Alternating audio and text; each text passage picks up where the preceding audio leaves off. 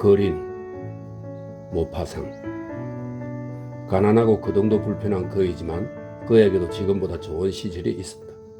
그는 15살 때 바르빌의 큰 길에서 마차에 치여 두 다리가 으스러졌다. 그때부터 그는 쌍지팡이에 몸을 맡긴 채 흐느적거리면서 길을 따라 돌아다니거나 농가의 마당을 가로질러 구걸을 다니게 되었다. 쌍지팡이를 짚으면 어깨가 귀 밑까지 치켜 올라갔다. 그래서 마치 머리가 두 산봉우리 사이로 쑥 들어간 것처럼 보였다. 만성절 전날 도랑에 처박혀 있는 아기를 비에트 교구의 사제가 발견했다. 만성절에 주워왔다고 니콜라 투생이라는 이름으로 영세를 받은 그는 남의 덕에 자랐다. 교육이라고는 전혀 받아보지 못하고 살다가 마을의 빵장수가 장난삼아 준 브랜디 몇 잔을 마신 탓에 불구가 되어 그 뒤로는 떠돌이 신세로 구걸의 손을 내미는 것 밖에는 아무것도 할 줄 모르게 되었다. 전에 한때는 아바리 남자 부인이 잠자리를 주었다. 잠자리라고 해봐야 성관에 붙은 농장의 닭장 곁에 있는 것으로 밀집이 잔뜩 쌓인 일종의 가축 우리 같은 것이었다. 그 덕에 큰 기근이 들었을 때에도 그 댁 부엌에서 날마다 빵 한 조각과 능금주 한 잔을 얻어먹을 수 있었다. 또한 이따금 그 늙으신 마님이 계단 위나 마님의 방 창가에서 던져주는 돈 몇 푼을 받기도 했다. 한데 이제는 그 마님도 돌아가셨다. 마을에는 동냥해주는 사람이 별로 없었다. 사람들은 그를 너무나 잘 알았다. 그가 누더기를 걸치고 두 개의 나무다리에 의지한 불구의 몸으로 다 쓰러져 가는 이 집 저 집을 돌아다니는 것을 40년 전부터 보아온 탓에 사람들은 그에게 질려버렸다. 그렇지만 그는 다른 곳으로 가고픈 마음이 조금도 없었다. 그도 그럴 것이 이 세상에 자기의 구차한 생명을 끌어온 이 시골 구석의 서너 마을 외에 다른 곳은 알지도 못했기 때문이다. 그는 국을 하러 다니는 구역의 경계선을 정하고 결코 그 낯익은 한계선을 넘어가려고 하지 않았다. 그는 자신의 시야를 한정하는 저 끝 숲 뒤에 또 다른 세상이 전개되는 게 어떤지를 알지 못했다. 그런 것을 생각해 보지도 않았다. 농부들은 밭 가장자리나 도랑을 따라가다가 그를 만나면 항상 진저리를 치며 그에게 소리를 질렀다. 어째서 너는 다른 마을에는 도통 가지 않고 여기서만 쩔룩거리고 다니는 거냐? 그럴 때면 모르는 사람에 대한 어렴풋한 공포와 무엇을 보든 막연하게 의심부터 품는 빈민들에 대한 공포와 처음 보는 얼굴이나 조롱, 욕설, 자기를 알지 못하는 사람들에게 받는 의심에 찬 눈초리라든가 큰 길에 둘씩 짝지어 다니는 경관들에 대한 막연한 공포에 사로잡혀 그는 대답 없이 멀리 가버리는 것이었다. 그래서 경관을 만나면 본능적으로 작은 나무들 속이나 자갈 무더기 뒤로 들어가 박히곤 했다. 멀리서라도 햇빛에 번쩍이는 경관의 모습을 보기만 하면 그는 이상하리만큼 날쌘 동작, 숨을 곳을 찾는 야생동물 같은 날쌘 동작을 취하는 것이었다. 그는 지팡이를 버리고 넘어져서 마치 누더기 뭉치같이 땅바닥에 떨어져 공처럼 대굴대굴 굴러 잘 보이지도 않게 아주 조그맣게 되어가지고 굴에 들어간 산토끼같이 납작하게 엎드려 갈색 누더기는 땅과 혼동이 된다. 그러나 경관들과 시비를 일으킨 적은 한 번도 없었다. 그는 마치 본 적도 없는 부모한테서 물려받기라도 한 듯 이 무섬증과 이 꾀가 몸에 배어 있었다.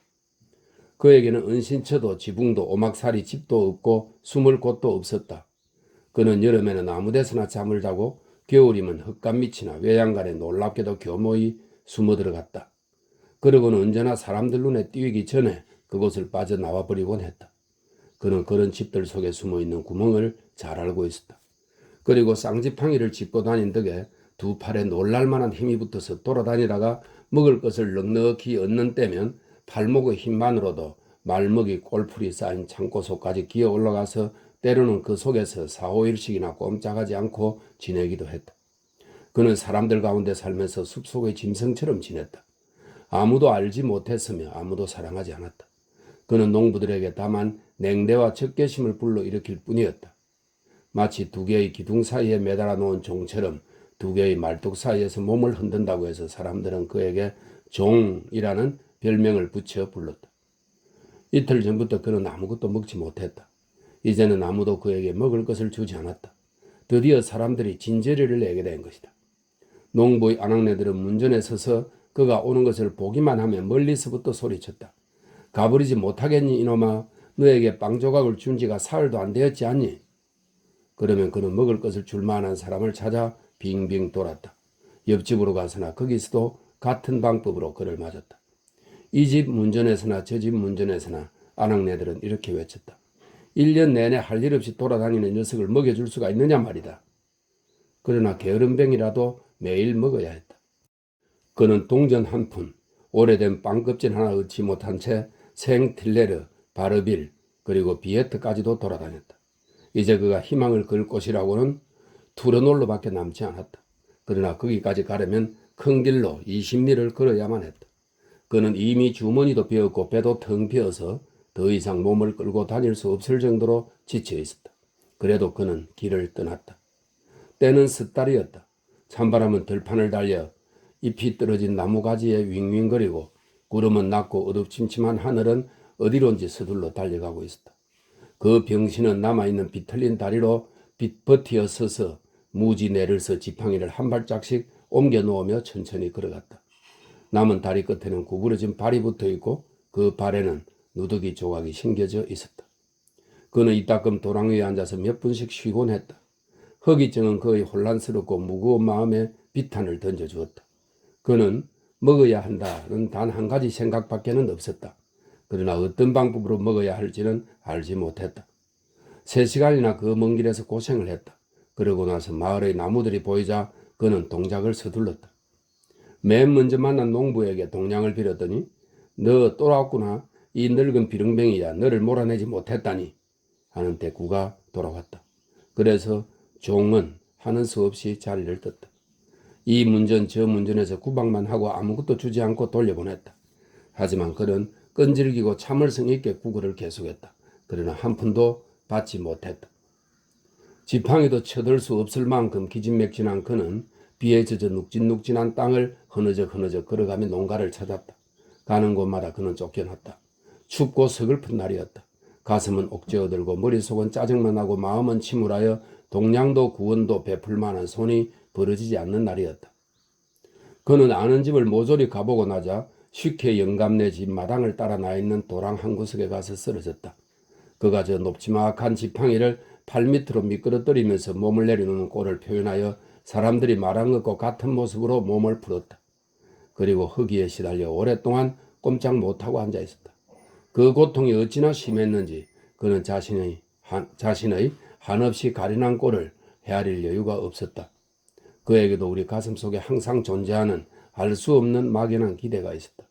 이 마당 한 구석에서 살을 애는 듯한 바람을 맞으면서도 늘 하늘 또는 인간들에게 바라는 그런 신비로운 구원을 그는 기다렸다.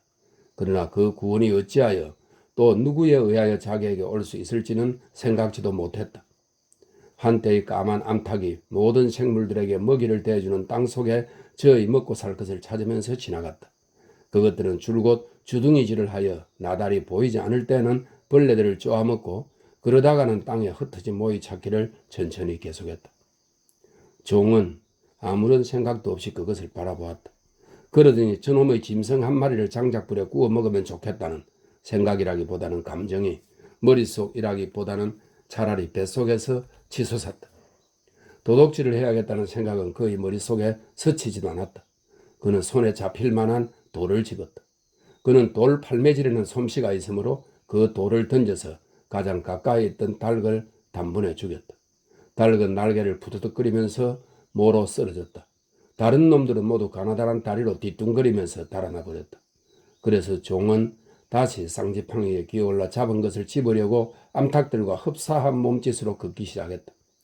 대가리에 붉은 피가 얼룩진 조그맣고 까만 몸뚱이 곁에 다다랐을 때 그는 무시무시한 힘으로 등을 떠다 밀려서 지팡이를 놓치고 10발자국쯤 앞으로 굴러떨어졌다.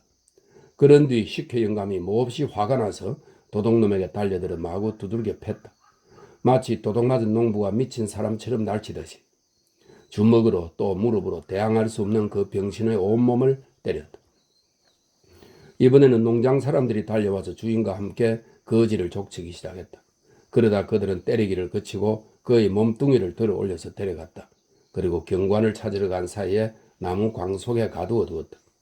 반쯤 죽은 몸에 피를 흘리며 배가 고파 죽게 된 종은 땅바닥에 나자빠져 있었다. 저녁이 되었다. 그리고 밤이 가고 새벽이 왔다. 그는 여전히 먹을 것이 없었다. 12시쯤 되어서야 경관들이 나타났다. 저항이 있으리라 생각하여 조심스럽게 문을 열었다. 그것은 슈케 영감이 그 거지에게 공격을 받아서 간신히 방어했다고 주장했기 때문이었다. 경사가 소리쳤다. 자, 일어서. 그러나 종은 이미 움직일 수가 없었다. 그는 지팡이에 의지하여 몸을 추스리려 해보았다. 그러나 마음대로 되지 않았다. 모두들 엄살이거나 꾀를 부리는 것이거나 못된 놈의 악의일 것이라고 생각했다. 그래서 무장한 두 경관이 그를 두들겨 패면서 억세게 잡아가지고 억지로 쌍지팡이 위에 어깨를 걸쳐 세워놓았다. 경관 제복의 노란 멜빵에 대한 타고난 공포, 사냥꾼 앞에 놓인 짐승의 공포, 고양이 앞에선 생쥐의 공포와 같은 두려움이 그를 사로잡았다. 그래서 초인적인 노력으로 그는 기어이 서는 데 성공했다. 가자! 경사가 말했다. 그는 걸었다. 농장의 모든 사람들은 그가 떠나는 것을 바라보았다. 아낙네들은 그에게 주먹질을 했다. 사내들은 냉소와 욕설을 그에게 퍼부었다. 드디어 녀석이 붙잡혔구나. 잘 몰아냈다. 두 사람의 감시자 사이에 서서 그는 멀어져 갔다. 저녁 때까지 그 몸을 이끌고 가기 위해 필요한 힘이 그에게는 절망적인 것으로 보였다. 그는 너무 놀라서 어떤 일이 자기에게 닥쳐올지조차 알지 못한 채 넋이 나간 상태였다. 만나는 사람마다 그가 지나가는 것을 보느라고 걸음을 멈추었다.